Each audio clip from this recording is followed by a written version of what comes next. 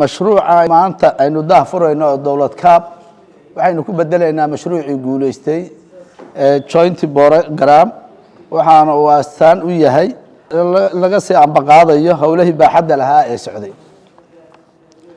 GBLG ha dhamaado balse waxaynu ku xusuusan doonaa in lagu fuliyay mashaariic waaweyn oo xilliyo kala duwan ka qabsoontay dalka oo dhan kuwaas oo wax ka taray dawlad dhiska Soomaaliya waana ku amaanaya runtii in alla intii muxuu ahaa barnaamijkaas soo hal abuurtay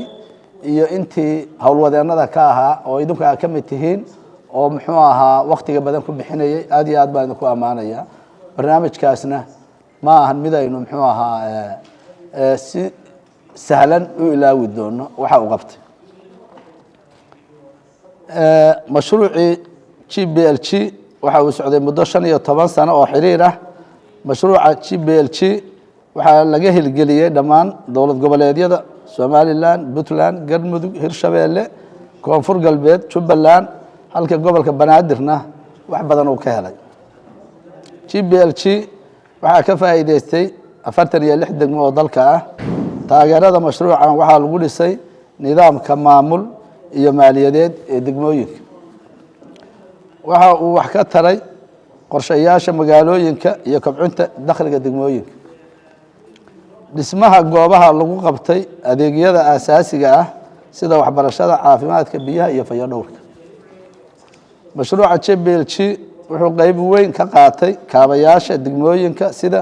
wadooyinka isbitaalada iskuulada ceelasha iyo wixii lamida mashruucaas wuxuu xoojiyay dawladnimada isagoo aad isugu soo dhaweeyay dawladda iyo dadweynaha maadaama uu dhamaaday mashruucaasi baaxadda weyn waxaa timid baahi loo qabo mashruucii si loo sii socodsiiyo shaqooyinkii socday soona kordhiya qaar kale oo badan waa midkaan mashruucan cusub ee aynu dah furayno maanta ee dawlad kaab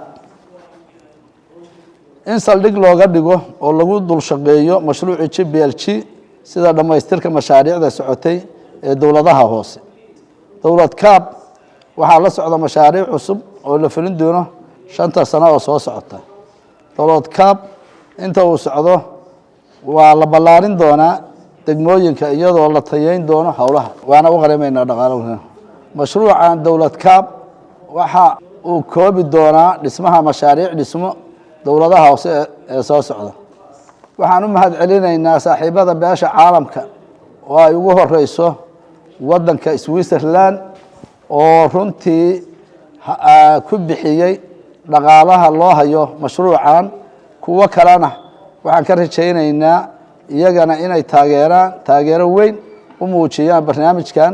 dawladdu wado danaysana ayna maalgeliyaan ugu dambeyntii wasaaradaha arrimaha gudaha ee dawlad goboleedyada iyo maamulka gobolka Banaadir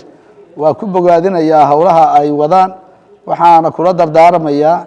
inay laba jibaaraan dadaalkiisa adeega iyo dawladnimada loogu dhaweeyo muwaadiniinta aad iyo aad bay u mahadsan yihiin kulankana waa inoo furan yahay